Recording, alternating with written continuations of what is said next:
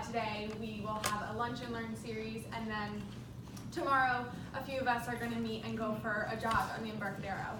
So we've kind of encapsulated a variety of activities this week that focus on wellness, both personal wellness and wellness in the workplace. That was, kind of the point behind the meditation, and then the yoga as well. So a lot of these little activities we're doing are to start the conversation around wellness in the workplace, how to do little activities here that can improve our environment, improve our workplace culture and community, both as an individual and as a collective. So thank you guys for coming. Really appreciate it. I want to briefly introduce Ariel Szilagyi. Ariel Szilagyi. Oh, that's great. No, it's good. I've been looking at the name for months and every time trying to pronounce it right. So Can't get it. She is the founder and CEO of Fueled by 4, which is a corporate wellness coaching firm, and I'm going to let her go through her entire background. You have a pretty robust background in this space, and a history as a trainer, fitness trainer. So you have a wide variety of disciplines that you can speak to, and a great experience. So we're really excited to have her here today. And we have lunch from Kitava, which is in the Mission. It's a gluten-free cafe. It's somewhere I've actually always wanted to try myself, so we're pretty excited to have them catering here today. It was a friend of yours, correct? Yeah. So yeah.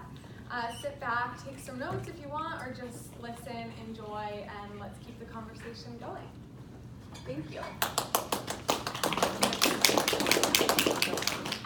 It's on. Oh my goodness, I'm so happy to be here. Hi, everybody. How's the food? Good. Really good. Good? Mm-hmm. Yeah, the owner of this restaurant is actually a friend of mine, Brian, and I just thought it would be a perfect kind of accompaniment to what we're talking about and what you all have been listening to the past week, I understand, in your week of wellness.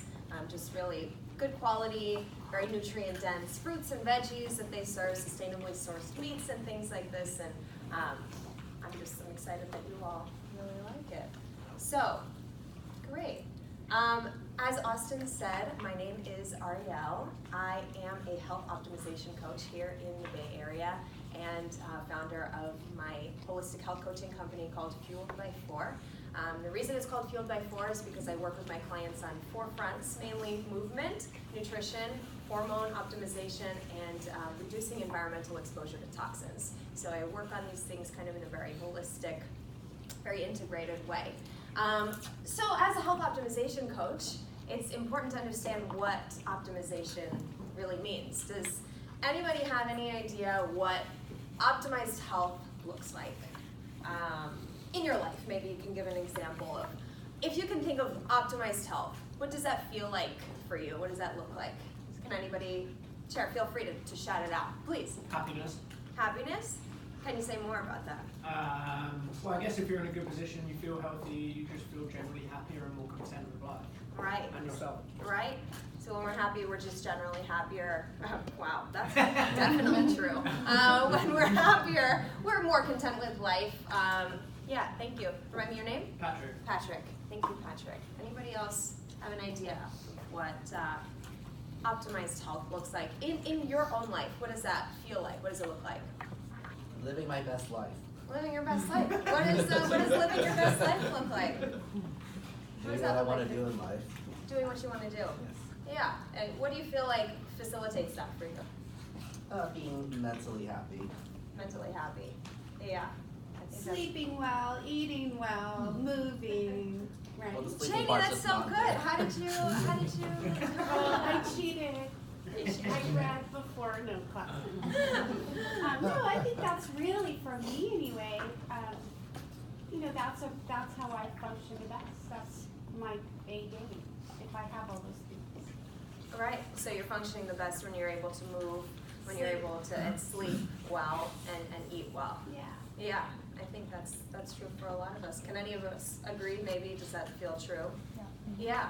Amazing. So to optimize, the word optimize is to make us perfect or as functional or as effective as possible. So when we look at health optimization, it's really important to understand the fact that none of these factors, the movement, the nutrition, the sleep, happen in a vacuum. They are all highly integrated. You know, what we eat affects the way that we move. The way that we move also affects the way that we sleep.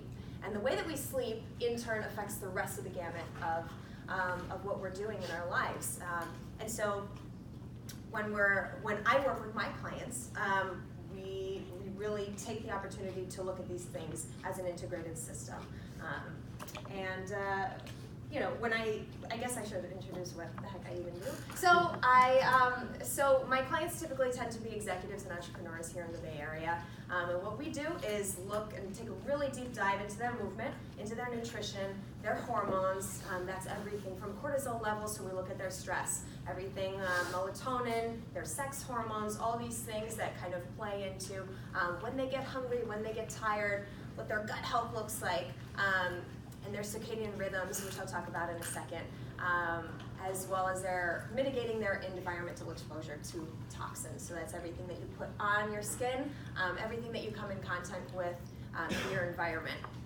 And that's what you cook with, all of that stuff.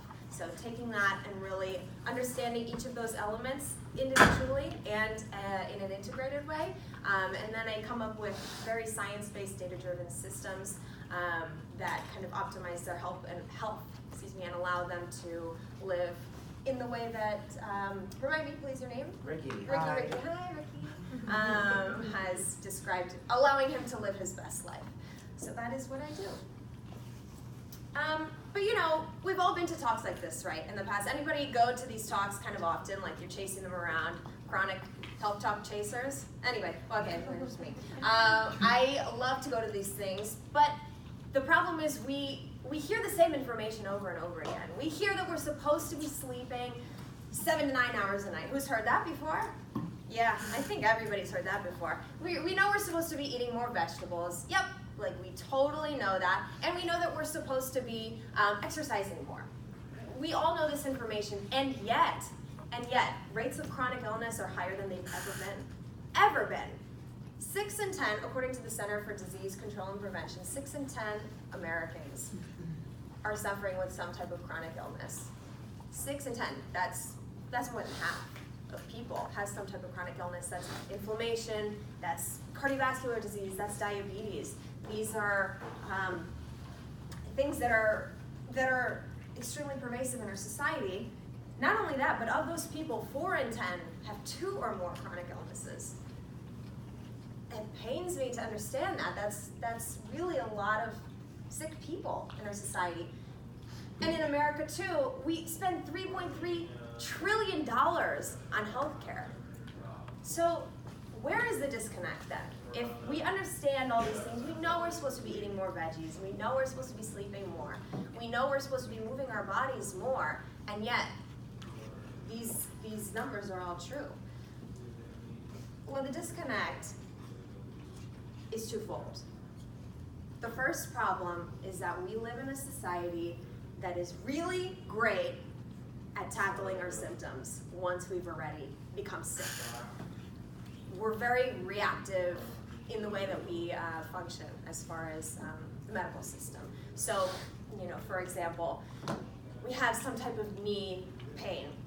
How many of us have some type of pain in our body that we kind of deal with? There's knee pain, got a little low back pain, yeah, got a little, you know, whatever it is. We just have this chronic pain in our bodies. And we've gone to some type of practitioner to help us mitigate that pain or to take that pain away from us. And that personal trainer or maybe that physical therapist, that chiropractor, that acupuncturist is gonna come in and say, don't worry, I got the solution for you.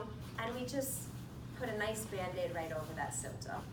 The problem with doing that is that it allows the underlying symptom, or rather the underlying cause of the symptom, to proliferate and maybe get worse. Not only that, but once we're muting that symptom down, we may be causing the body to compensate in other ways, creating more problems. So this is really not a very sustainable way to be treating the pain that we're having. Another example is maybe like heartburn. We have some type of like IBS or gut issues. We have bloating. And we either go and get some type of over-the-counter medication, or we seek help from some type of practitioner who's going to give us some type of thing that will quell that burning that we're feeling. Just kind of silence that symptom right down. And that'll work fine until it doesn't work anymore. Sleep. Some of us mentioned that Janie said, wanting to sleep better. That's kind of a good indicator of good health. Does anybody here have any trouble sleeping? Anybody have trouble getting to sleep or staying asleep, or feel like the quality of your sleep maybe could be a little bit better? Yeah, I see a lot of hands. When we go to somebody seeking help with our sleep, typically we'll be given some type of Lunesta or some type of melatonin to help us, get to sleep and stay asleep. And again, the problem with this is that it's gonna work until it doesn't work anymore. And so what do we do when we've seen all the practitioners, we've taken all the pills and patches and covered up our symptoms night and day, and then the reality of that underlying root cause of those symptoms still remains? Well, we're just kind of perpetuating this diseased, sick state. It's part of what's really causing a lot of the rates of chronic illness in our society. So, if it's okay with you, I'd love to tell you a little story, a personal story that really brought this to the forefront and helped me understand what is going on in our society as far as reactive medicine goes. It just really drove it home for me. So last March, I ran my first half marathon.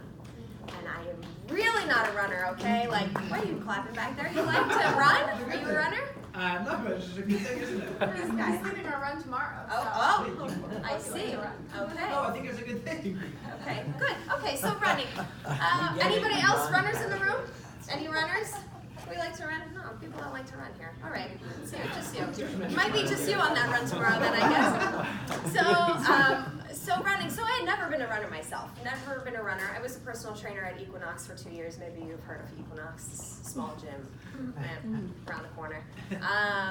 So I decided, as a strength training coach, as someone who was a dancer, I've been a dancer my whole life, I was going to challenge myself to be this runner, and I was going to step into this role I'd never been in before. So naturally, being the strength training coach that I was, or am rather, I decided that I was going to train for this. I was going to do it very methodically, really warm up my muscles well, understand the movement patterns. I was going to do it real safely. So I trained for it. I trained for it for 3 months, and I was ready. Day of the race, Santa Cruz half marathon. Santa Cruz is beautiful. Like, the course is nice and flat, running by the water. I was super excited. And the day of the race, right, I'm running, and my pace is faster than it's ever been. I was just flying. I was hyped up on adrenaline, felt good. And about mile 10, I start feeling this kind of like something's happening in my hip. Something's happening in my right hip, and it's calling my attention, and I'm kind of like, well, there's absolutely no way that I am not continuing to run right now. I trained up for this. I'm going to finish this race come hell or high water. And I did, and I kept running. And, mile 11, and this pain is kind of getting a little bit more nagging. And I'm just, I'm going, I'm still going. I'm kind of huffing puffing at this point, I'm still going. Crossing the finish line, 13.2 miles. Oh my gosh, is it 13.1? 13.2, something like that. Okay, it's been a while, I don't know. Something like that. And I crossed that finish line, and it was very exciting. And my hip was never the same after that. And, speaking of this reactive medicine, I went to all the practitioners you could ever think of. I went to the physical therapists. I went to several personal trainers. I went to chiropractors. I went to acupuncturists. I even went to energy healers, okay? Like, I was desperate. There was this, pain, and I wanted to get rid of this pain. It was inhibiting me from doing the things that I was supposed to be doing, that I love to do. I was a movement specialist, for goodness sake. I was not able to do what I was supposed to be doing and what I was practicing and preaching myself. And practitioner after practitioner gave me their solution. My chiropractors were like, oh yeah, clearly it's just something in your back. We're just gonna, tweak a couple of things and you'll be good to go. No problem. And the physical therapists. How many of us have been to physical therapists before? And we know what they do. Yeah, we know what they do. They put some little tape. Have you seen this kinese tape over the thing? And it's literally a piece of duct tape, okay? You're putting it on your body Like, it's like fixing a plumbing thing with duct tape. Like, you don't do that, right? Like, it's just like, it's good as new. Perfect. So we put the kinese tape on my stuff, and yeah, it would help for a little while until, again, it wouldn't help anymore. And I was doing the acupuncture, I was doing all these practitioner, recommended things, and they would all help until I would just go right back to how I was, and maybe even worse, creating new problems that I didn't even have before, because my body was compensating in these new ways because of these different positions I was putting myself in. And yeah, the reality was that I was depressed. I was extremely frustrated with my situation. I couldn't believe that this was my fate. And all of this after running, running is supposed to be good for us. I was like, I'm real healthy, look at me, running my half marathon. And it was just, caused me this trouble. And so, what happened was that I decided to take matters into my own hands, and I was cured. Thanks, you knew that I wasn't serious. That's not how that goes. That's not the end of the story. I actually still struggle with my hip. I'm not trying to tell you this story to tell you that there's some type of quick fix. There's no, very often, we think that we're gonna just take the easy way, that someone's just gonna tell us some magic thing that's gonna fix everything all up and we're gonna be cured. And that's just really not the reality of the situation. What I can tell you though is that once I did take matters into my own hands and really did start to go from the bottom, understanding my movement patterns, hinging again, just activating my core in small ways, flexing my knee back and forth, and understanding what really was going on and being my own health detective, that's when I started to actually see the progress that I had so longed for, that these practitioners weren't able to give to me. Because when you have a hammer, everything looks like a nail. So the perspective through which you're going to see everything is that filter. And you're seeing things like, oh, I know how to fix this. This is, I have the hammer, this is the nail. So, moral of the story is that the best way to solve, or at least be on the road to solving any type of chronic issue that you may have, is to become your own health detective. Understand that a lot of these things were many, many years in the making. I didn't hurt my hip on that half marathon. I had been moving in a certain way that compromised my body for 20 plus years leading up to that point. It wasn't something that happened specifically on that run. So, be your own health detective, or get someone to help you who can really decode some of this stuff with your help. So reactive medicine, that's one of the things. The second thing that is causing a lot of these rates of chronic illness in our society is, it's a big blanket, big umbrella that houses a lot of things, but it's just our modern lifestyle. Today, we're living in a digital age. We have more exposure to artificial light than we've ever had before. We are eating processed food, we're not moving, we're sitting at our desk jobs all day. How many of us sit at a desk for the majority of the day? Or, I know you all have standing desks, okay. We stand at our desks sometimes too, great. Very happy for you. Yeah, so we sit, we're indoors, we have this artificial light, although you all do have very nice natural light coming through, so I commend you on that. But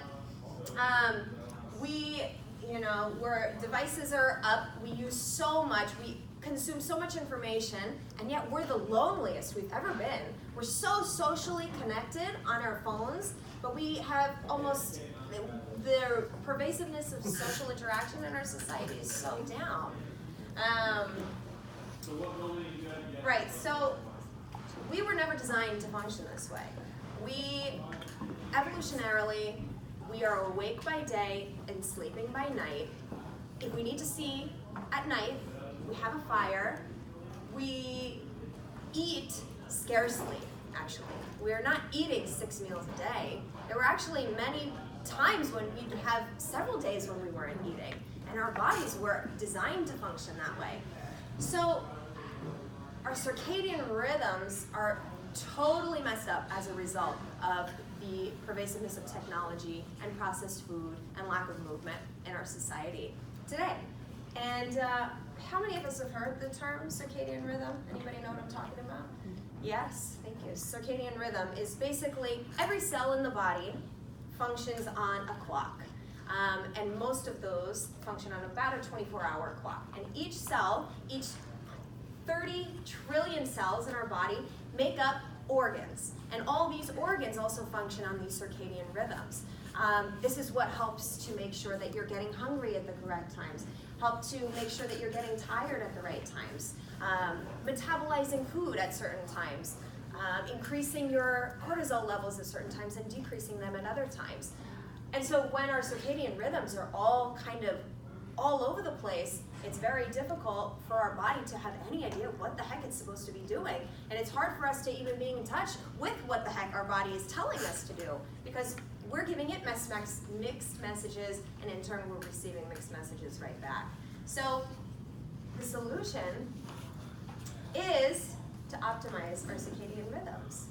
So we're not going to do all the circadian rhythm optimization right now, but in the spirit of getting to the root cause of things, I thought that I would give you all a couple of small things that you can take home and do today to start optimizing your movement, optimizing your nutrition, and optimizing your sleep. How does that sound? Yay! More enthusiasm, my goodness. I'm not that excited about that. How do we feel about that? Yay! That's better. Perfect. So, at the center of movement is none other than the breath. And I understand we've done a little yoga this past week. How many of us went to this yoga class? Oh, a few. A couple. Okay. How many of you have learned how to breathe before?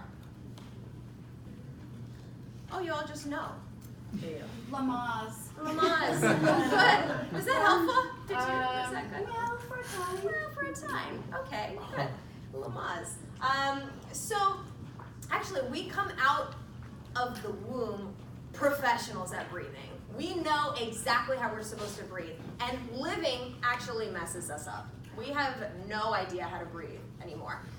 We're just hunched over our desks, hunched over our devices. Our whole thoracic region is totally collapsed over our stuff that we're looking at. Our necks and chins are all forward, and we're breathing all up in this thoracic cavity, when really we're designed to be breathing through our diaphragm, which is all the way down here, and air is just not even getting down there because we're all up here.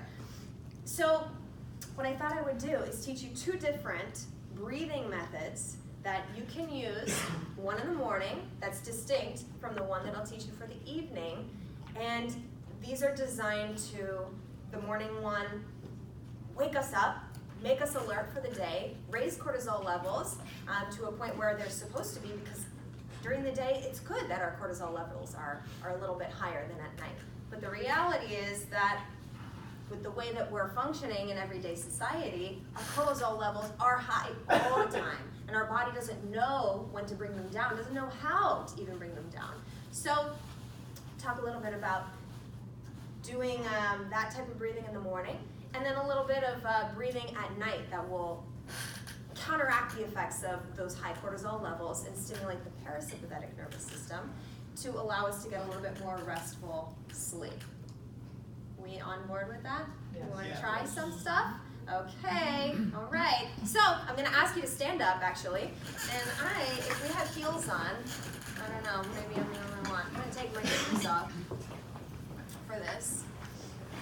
Who has heard about the difference between the sympathetic and the parasympathetic nervous system? Oh my gosh, it's been a long time since high school, Seventh grade right? time. Yeah, 7th grade, I think so. Something like that. So in the morning, we want to stimulate the sympathetic nervous system. This is the system that is fight or flight. So evolutionarily, when we were running from a tiger, sympathetic nervous system is on, cortisol levels are high, and everything else is put on the back burner because we are prioritizing survival. So we're gonna get out of the way of that tiger, we're gonna do whatever it takes to survive, and then once that's taken care of, then we can go back to, now I can do the other stuff I'm supposed to be doing.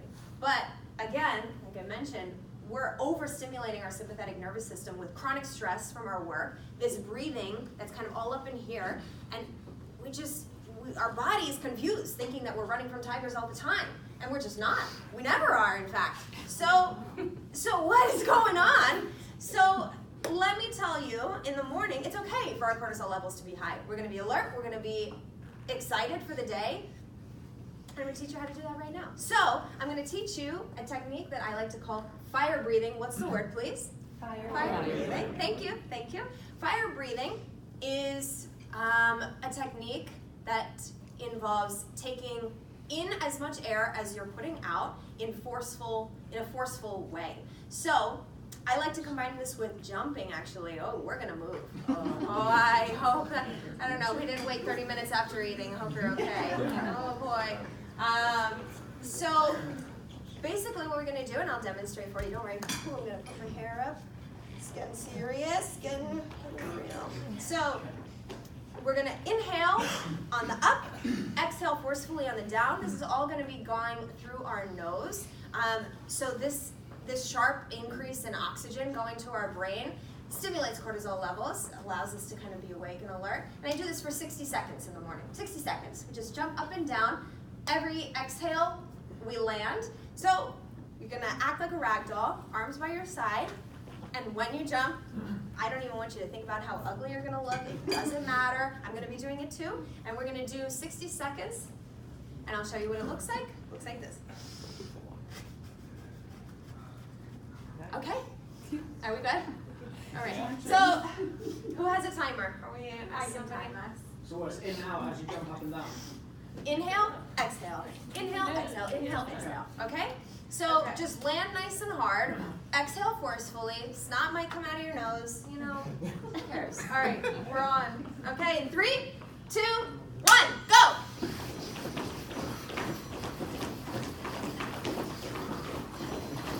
I don't see many arms moving. Let's just let those guys hang. That's it, that's it, that's it.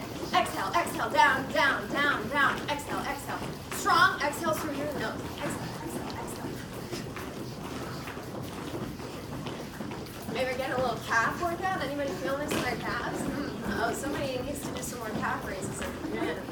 Exhale, exhale, exhale, exhale. How are we doing on the time? We're good. 30 seconds. Exhale, exhale, exhale. I don't hear you guys. Exhale, exhale, exhale, exhale, exhale. Exhale, exhale, exhale. Forcefully through the nose. Let's go. Exhale, exhale, exhale, exhale. Oh my gosh. These calves are burning. Calves are burning, you guys. We're burning. Okay, last 10 seconds. Exhale, exhale, exhale. Okay, here we go. 3, 2, and 1. Got you guys a second early. Oh my goodness, we are awake, you guys.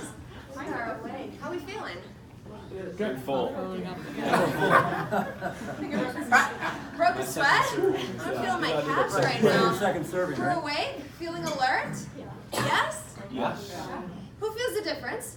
Does anybody feel a difference right now from when you were just sitting down? Yeah. Yes. Okay, great. Perfect. So, this is something that you can do for 60 seconds when you wake up. You just roll out of bed, do whatever you need to do, you brush your teeth, you do a little meditation, I don't know what you guys do. Get up, who cares? Jump up and down for 60 seconds, for 30 seconds, for 10 seconds. Maybe we don't even jump. Very good. That's fine, you just exhale. Inhale, exhale, through the nose, and this way we're stimulating the sympathetic nervous system, making us awake, making us alert. Okay, does this make sense? Yeah. Everybody on board? Okay, Well, please, yes, sorry, yes. I don't know if I was doing it wrong or not, but Please. is it just inhale and exhale as you jump up and down, or is That's it right. one long exhale? No, it's Okay, inhale. I mean, do we need to do it again? You can come up here. We can write it down. Okay, all right. I mean, we got it. Okay, perfect. Great, yeah, thank you. So this is the method. Again, we don't have to even jump. If we don't want to be jumping, that's fine. We can sit down and do this on the edge of the bed, thinking about inhaling, filling our belly with air, exhaling, drawing the belly to the spine, forcefully. All this goes on through the nose. We're still getting that influx of oxygen, waking up the body, okay? So no excuses. We don't want to, like, wake up the neighbors. I don't know where you guys live. Okay? So this is what we do in the morning. By contrast, at night, I'm still in my socks. This is fun. So, by contrast, at night, again, like we talked about, our sympathetic nervous system is so on all day long, and we don't know how to turn it off. We don't know how to turn it off. So, we're going to go over a method I call box breathing. What's the word? Box breathing. Box breathing. What was the first one? Fire breathing. Oh, we know that one. Okay. So, box breathing stimulates the parasympathetic nervous system because we're taking twice as long of a time to exhale as we are to inhale. So this tells the body there's no threat in our society, in our general vicinity. There's no threat, and I can actually relax. And by relaxing the body, your body is kind of like, oh, okay. Now I can tend to some of the other things that I put on the back burner because I thought that I had to survive all day, which, you know, you do. It's scary Market Street out there. It's bad. So parasympathetic nervous system, we're going to learn how to stimulate this through this box breathing. And it looks like this, okay? Your box is just right in front of you. I want you to think about the inhale time right at the top, the exhale time right at the bottom, and the hold times on either side. So we're going to take an inhale for, let's say, 4 seconds. We're going to inhale 4 seconds, hold at the top for 4 seconds, and then we're going to exhale for 8 seconds and hold on an empty lung for 8 seconds. So if you've never done this before, it might feel like, oh, I need oxygen. So if your body's telling you to breathe, by all means, we don't need to get out the AD or anything back here. So, I mean, although I am a certified, CPR AED person, so don't worry about it, but we're not going there. So, so if this feels like it's not okay for your body, listen to your body. Maybe we do 2 seconds inhaling, 2 seconds holding, 4 seconds exhaling, 4 seconds holding. Listen to what feels good for you. For the purpose of this exercise, we're going to do this together for 5 inhales and exhales, so 5 total, and we'll do for 4 seconds, okay? So we can actually sit down for this one. I know you guys are dying to sit down. Man, it's tiring standing up, isn't it? Perfect. So I invite you to kind of arrive in your seat. We're going to pretend like it's the end of the day. You just had a stressful day at work, no doubt. And we're just going to arrive where we are. There's nowhere else that you guys need to be right now. That's a nice feeling, right? I'm just here. And just kind of sitting up in a posture that's a little bit alert, thinking of pulling your head up out of your body through a string. It's just kind of like a marionette. Feet are planted flat on the floor. We're just kind of in this like alert but relaxed posture, okay? So what we're gonna do is do this 5 times together. Inhale for 4 seconds, hold on a full lung for 4 seconds. Exhale through pursed lips, creating kind of like pressure in the abdomen for 8 seconds, and then holding again for 8 seconds. Everybody clear? Holding again for 4. Holding for 8. So we're inhaling for 4, holding on a full lung for 4, exhaling for 8, and holding on empty lungs for 8. Oh, okay. Did I misspeak? Maybe I misspoke. So 4, 4, 8, 8. Okay? Great. Let's try it. Noticing how you feel right now, how you felt after the fire breathing, and then I'm going to ask you again after we do this for 5 times, see how you feel. Okay? Let's go for it. Here we go. Big inhale on 4 seconds. Go inhale through the nose. 3, 4. Let's hold at the top. 2, 3, 4. Exhale through pursed lips. 2, 3, 4. Keep it going. 5, 6, 7, 8. Now just hold in the stillness, emptiness.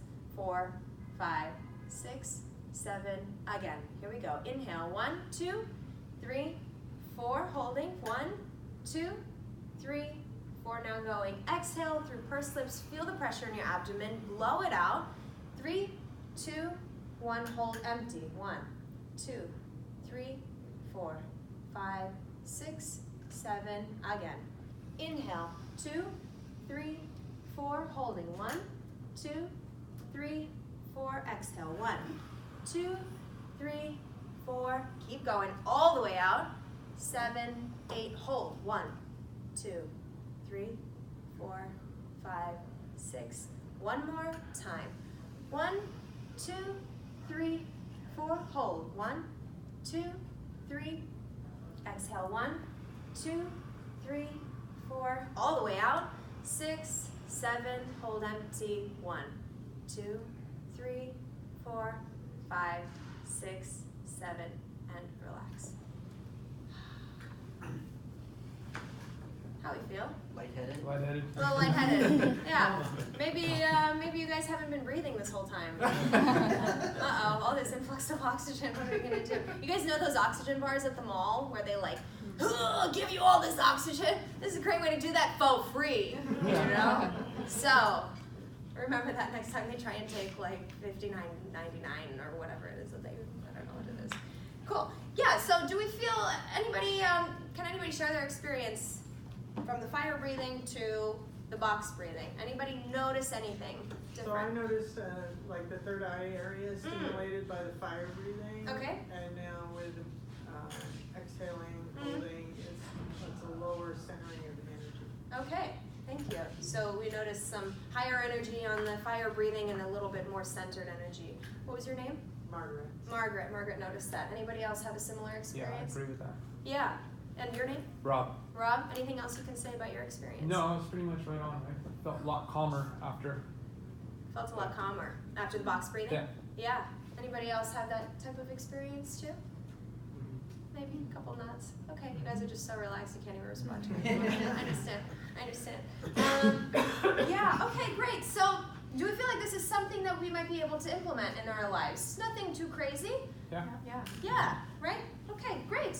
I'm glad. Any questions about breathing? No.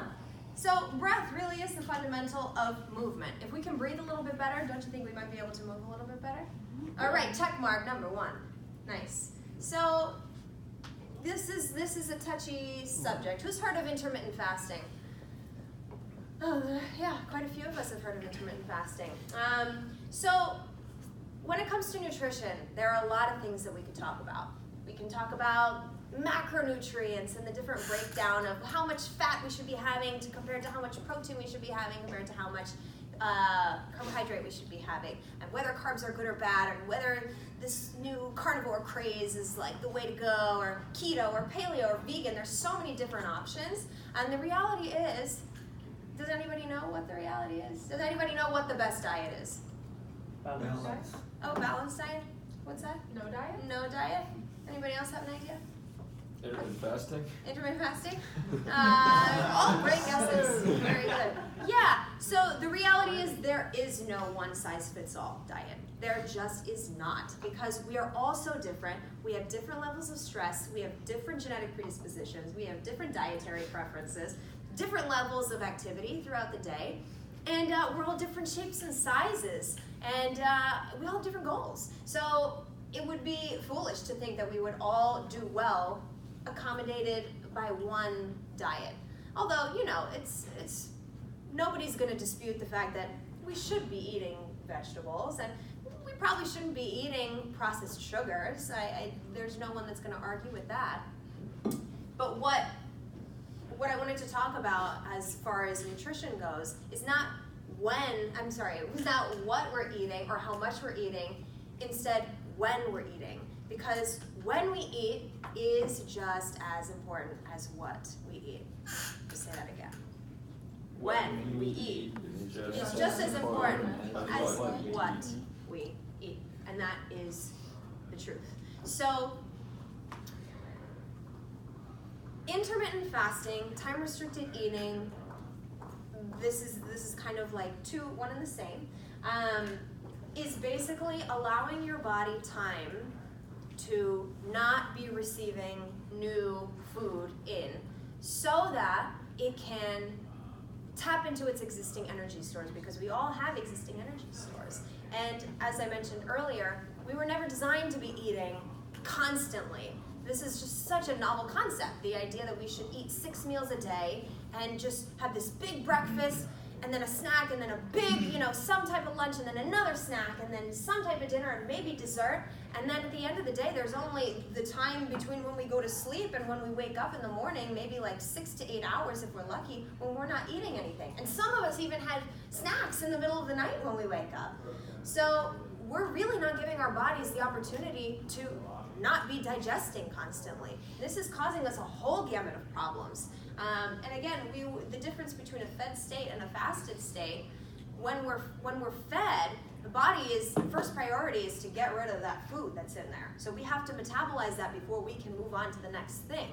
But if we're always in this fed state, we can never be addressing what the heck we're supposed to be doing when we're fasted. So intermittent fasting, or time-restricted eating, can be done in a lot of different ways. My suggestion is the closer you can get to having 12 hours where you're not eating, the better. And the benefits of intermittent fasting increase exponentially each hour after the 12-hour mark up until about 16 hours or so. Have you heard of a 16-8, like a 16-8 time-restricted eating schedule where you're eating for 8 hours and fasting for 6 hours? Yeah. So this isn't feasible for everybody. It's not. And we can understand that. But if you can go 12 hours, so let's say you stop eating, you take your last bite of food at about 8 p.m., 8 or 9 p.m. That means you just have to make it until 8 or 9 a.m. without taking another bite of food or having a morning coffee, something like that. I know it's a long time, guys. I know it's a long time. I love snacking as much as the next person, believe me. But if you can do this, you'll see all kinds of benefits. Your body composition will improve. Your insulin resistance, which is one of the big contributors to type 2 diabetes, will improve. It will decrease, rather. Your sleep quality, which I'll also talk about in a second, will improve. And your gut health will improve. Your liver and kidney health will improve. Not to mention you'll have decreased risk of cancer and cardiovascular disease, which are, again, some of those pervasive illnesses that we have in our society today. So,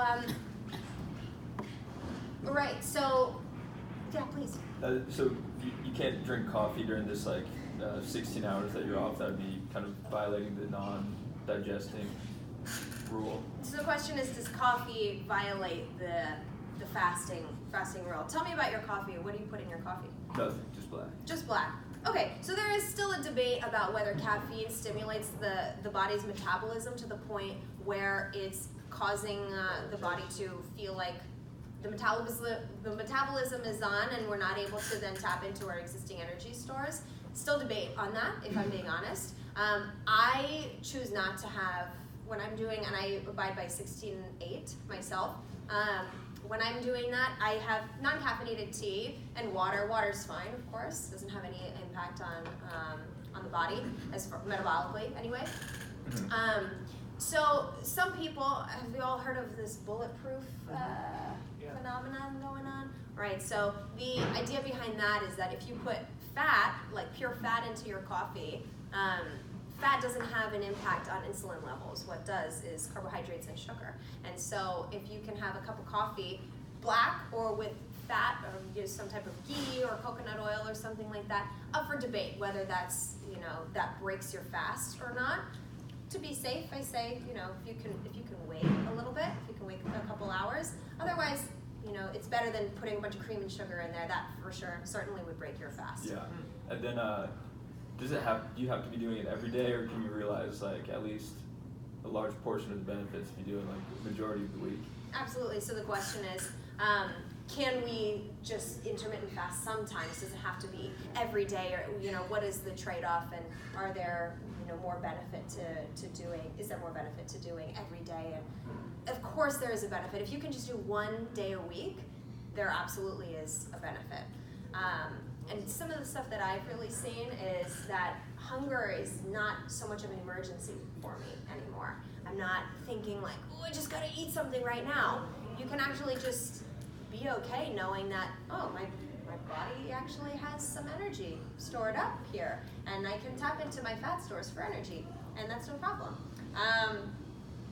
And then my sleep quality, which we'll get into here, basically this is a good segue to that, is the fact that because I'm now stopping eating so much before I'm going to sleep, my body has enough time to go through the metabolic processes that are required to help me digest the food before I transition into deeper sleep, and that allows me to have more restorative sleep and focus on those processes that go on when you're sleeping instead of being interrupted by the food that your body's trying to get rid of.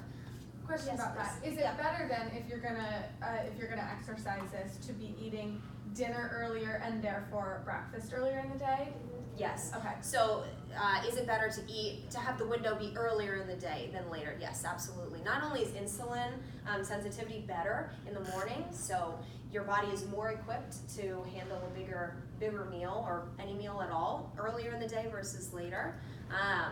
But yeah, it allows more time between when you stop eating for your body to then kind of like go into sleep time more equipped to handle that. Yeah, does anybody other questions on this front? Perfect. So, moving in, how are we on time? About 5 minutes if you want to do Q&A. Perfect. After. Perfect. So, who mentioned that they wanted to sleep a little bit better? Anybody could do with a little bit better sleep? Yeah, I think the majority of us wouldn't complain, right? Wouldn't complain about some better sleep. So, the first of 3 tips that I'm going to give to you that you can start doing today to start sleeping a little bit better is to stop eating 2 to 3 hours before you go to sleep. Think of your body like a kitchen, and your stomach, has a bunch of chefs down there. We got the furnaces going to burn up all this food that you just have taken. And once you take your last bite, the cooks and the chefs and the guys down there, they put all the things away. It's like, okay, now we can finally start to move on to the next thing on the list of, synthesizing proteins and rebuilding muscle, consolidating memory, this type of stuff that happens when we're sleeping. But then, if you eat again later in the night, at 9 or 10 or 11 o'clock at night, like some type of midnight snack before you go to sleep, the chefs in the kitchen have to refire up all that equipment that they put away. It takes a lot of energy to do that, and now we're prioritizing again, clearing out the food from the stomach, pushing it through to the gut to start, pulling those nutrients from the food, and that requires that the body stop doing what it was doing, whatever it was, protein synthesis or memory consolidation or whatever it was, to go back and prioritize this. Not only that, but digestion is so much slower later in the evening, so we're making ourselves, able to experience this heartburn and just digestion, just low gut motility at that time. So it's less beneficial to be eating later than in the day. So if we can stop eating 2 to 3 hours before bedtime, all the more power to you if you can do more than that. And then the last 2 tips kind of go hand in hand. Increasing our natural exposure to, our exposure to natural light during the daytime, during waking hours. And on the other side of that, decreasing our exposure to artificial light as close to bedtime as we can. If you can stop using your devices, half an hour before you go to sleep, read instead, play with your dog, interact with some humans, that would be great. That would be better for you than staring at this screen that's emitting a bunch of blue light. Blue light versus red light, do we understand the difference between blue and red light? Yeah, so how many of us said we had smartphones? A couple of us, I think, right? Yeah, we have some smartphones. So we understand the toggle of night mode versus day mode. Do we all have that on our phone? Yeah, a few people have that. So this man named Dr. Sachin Panda at the Salk Institute down in San Diego created this technology because he understood that our exposure to blue light, which is very much emitted by the devices that we use, is actually inhibiting melatonin production. So if we can kind of warm the tone of the devices that we're using on our computers and on our phones to a redder light, this is not so inhibitive of melatonin production, and so it's not so, doesn't have so much of an impact on our quality of sleep when we do that. So if you must be on your phone, if you must use a device or on your computer, download an application or toggle that switch to make that light that's emitted red light heavy, more so than blue light heavy. So blue light is actually emitted by the sun, even though it kind of looks like a burning red ball of fire in the sky, right? It's actually that blue light. And so the body can perceive the difference between the red and the blue. So if we can go outside, let the body know that, it's time to be awake during the daytime, and by contrast, it's not time to be awake now. At night, right before I go to sleep, quality of your sleep will improve. Okay? So, stopping eating 2 to 3 hours before you go to sleep, increasing natural light exposure throughout the day, getting out into the fresh air, especially in October here, it's great weather we're having in San Francisco. And then decreasing our exposure to artificial light closer to bedtime. If you can, even half an hour, even 10 minutes, if you can just put your phone down. A lot of us are in our beds texting or sending emails late into the night, and this is so disruptive to the brain. It doesn't allow us to come down into a relaxed, restorative sleeping state. Okay? Perfect. So, quickly, let's turn to our neighbors. I want you to tell them one thing that you took from this that you can do today, tonight, that you are actually going to commit to, and you're going to hold each other accountable to this. From what I said, from what we've talked about today, that's going to help optimize your health. Let's talk about it for 1 minute. Let's go.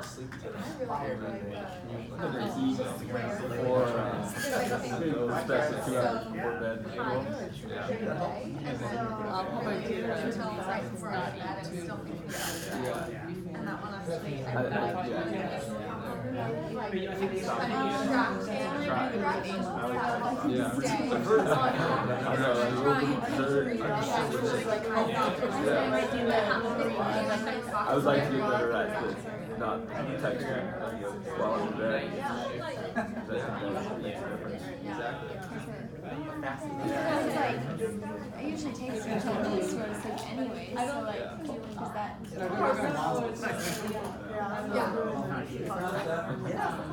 Like, I already had that. I'm kind of with you on that one. After fire breathing. We might have to make that a thing. Okay, perfect. Let's bring it back. Thanks, guys. Do we all feel like we can commit to something? One thing? Who's going to commit to fire breathing? Going to do a little fire breathing tomorrow morning? Yes? Anybody going to try some box breathing tonight before bed? Yeah? Perfect. Anybody going to work on their light exposure? Maybe during the day, get outside a little bit? Yeah? We're going to do a little bit of maybe turning those toggles to night mode on our phones and Find the toggle first. A little bit of find the toggle. We can help you right now. Mike? Perfect. Great. And anybody gonna experiment with some intermittent fasting maybe? Thinking about that? Lengthen those hours, that sounds interesting. The 12 hours is like the minimum deal. Would be ideal. Yeah, ideal and all the way up into 16 hours if you're feeling real. I have a super random question. Does Please. humidity levels affect your quality of breathing? Humidity levels affect the quality of breathing. Yes, because I feel like really soggy when it's like super hot. Sure, I mean air quality definitely affects. I mean, different altitudes, there's different oxygen content in the air. And when we're breathing, we're really trying to extract oxygen from the air. That's what we're trying to do. So if it's a little bit more humid versus a little bit more dry versus a little bit, higher or lower elevation, those things all do play a role. So maybe experimenting with humidifier, or you're saying you're finding the air to be too humid? When it's too humid, I get like really Okay, yeah. It might be interesting to look at experimenting with the humidifier or something like that. We can talk about that if you like. Yeah, okay. Please. If you had like one or two things that you recommend we don't do, like these are all great things to do, like we should definitely be staying away from, like that you advise your clients. Vaping. Sorry? Don't Vaping? Yeah. On any front at all? Yeah. I mean, I'm sure processed there's a food lot, is a but good yeah. one to stay away from. Yeah, I would say that's a great thing to maybe try and do less of. Let's see, things to do less of. I mean, try and interact with people a little bit more than you interact with your phone and your device. I think that's a big thing. There's a lot of things that contribute to chronic stress in our lives. I think that breath is a big part of it. We kind of real fast to put breathing on the back burner, or even quality of sleep. I know for a long time I was doing that, and just kind of, I was that kid in school that was always like, no, I'm pulling an all-nighter, and my friends were like, well, no, I gotta like get my 8 hours of sleep, you know, like I can't do well on the test if I don't get 8 hours of sleep. I'm like, well, I'm not gonna do well on the test if I don't know what the heck I'm talking about. So I need to stay up all night, and so always putting sleep on the back burner. And sleep is just the time when your body is basically becoming okay for the next day to be able to function properly. If we're putting that on the back burner, how can we expect to have cognitive, you know, mental acuity and the ability to function and move, and even metabolize food and things like that? So you get some social interaction, get outside in the real world. I feel like if you can think of what a caveman lived like, try and do more of that. More of those things. Less processed food, more whole food. Yeah? What would be a good detox? Detox. Like a ginger shot or something like that? Oh, that's interesting. Detox? What are you trying to detox? No, I think those ginger shots, like Trader Joe's starts selling Yeah, those I ginger know. shots. And I like, know is what that, you like, is there anything you would recommend? Less It partying. depends. Yeah, it depends. It depends what you're going for. There's a lot of different supplement type things. Turmeric is great for anti-inflammation, ginger also. But those are never going to solve a problem. They might, again, like we were talking about, quell some symptoms that maybe we may be feeling temporarily, but we can take all the detox shots that we want, and if we go back to our normal habits, whatever it is that you're trying to detox is going to continue to be there. Gosh darn it. Oh man, foiled again. Unless there are any last minute questions, we might wrap up and Yeah. Yeah. So you said you're a strength coach as well, right? I am. At Equinox. So I was. Was? I'm independent now, yes. So what would you say like a good pre and post workout meal would be? Like what would be the ideal foods to eat before and after? Yeah, that's a great question. What's ideal to eat before and after we work out? How many of us strength train? Anybody in the gym? Yeah, pumping that iron. Yeah. So unless you are an athlete and you are training for 3 hours, upwards of 3 hours a day, there's very little that changing up your pre and post bedtime meal will do as far as, you know, energy that you need for that workout or post-workout protein synthesis and things like that. Generally, it depends on the type of workout that you're doing. If you're doing a very high-intensity workout and you're curious and you'd like to kind of optimize the movement, something higher in carbohydrate is better to have at the beginning of the workout. Probably not too close to when you're working out, but half an hour or more beforehand. Something higher in carbohydrate to burn quickly, and then afterwards something more protein rich if you're doing some strength training. But again, for the majority of us, it really, I hate to say it, doesn't really make a whole lot of a difference. And a lot of the kind of hype around pre and post workout meals is a lot of figment of marketing's imagination. And it's a lot of just worrying about the bottom line and creating something that's gonna sell. And scientifically though, you know, again, unless you're a real major athlete, those type of fine details are not gonna make or break, you know, the workout that you have. It would be like trying to finally manicure the lawn, mow the lawn really nicely of your house while the house is burning to the ground. Does that make sense? That's an interesting way to put it, but yeah. So it's like these type of like finer details. Like the best way to work out is the whatever the heck way that's gonna get you to work out and do some exercise. Oh, they're starting already, huh? Oh. That's the Blue Angels. Exciting. Practicing. we'll wrap up with one last question from Yes, Monica. please. So on the note of like just the marketing sort of gimmicks and stuff, Sure. like in terms of like vitamins and supplements you can take, are there any on the market that like you would recommend, or do you recommend just like getting those from the food you're eating? Yeah, that's a great question. So supplements, that's another huge industry that's kind of blown up with people trying to be as healthy as possible. The best way to get those type of vitamins and minerals that you might be looking for in those supplements is every time from whole food sources, bar none. That's going to be the most bioavailable. When we extract the supplement or the vitamin and the mineral and put it into a pill, not only is the shelf life affecting the efficacy of whatever it is that you're taking? But the body just doesn't recognize it anymore. The body's like, what the heck is this thing in this like really high dose, in this like kind of capsule form? I just don't really know what to do with this, and a lot of that just gets flushed straight through because again, and then the oxidation, and especially with these omega-3s and things like that, that stuff almost immediately starts to oxidize as soon as it's been removed from the food. Yeah, but that's a great point. Yeah. Thank you guys. Even the fish oils? Fish oils get flushed out? We take the fish oil caps? Well, it will oxidize. So like olive oil and things like this, fats, when they're removed from as soon as they're shelved and put in a bottle or a pill, they start to oxidize. Vitamin C is a big one too. Vitamin C will start to oxidize very quickly. All right, you guys, if there's anything else you can come and talk to me, my name is Ariel. You can follow me on social media. Fueled by 4, that's my email if you'd like. I also have a little sheet up here if you want to put your name down and your email, and I can email you some stuff. We can be in touch. Have some cards up here too. If you know anybody that needs strength training or want me to come back and talk about some other stuff, I'm happy to do that. Thank you so much. Thank you for coming, everyone. Grab some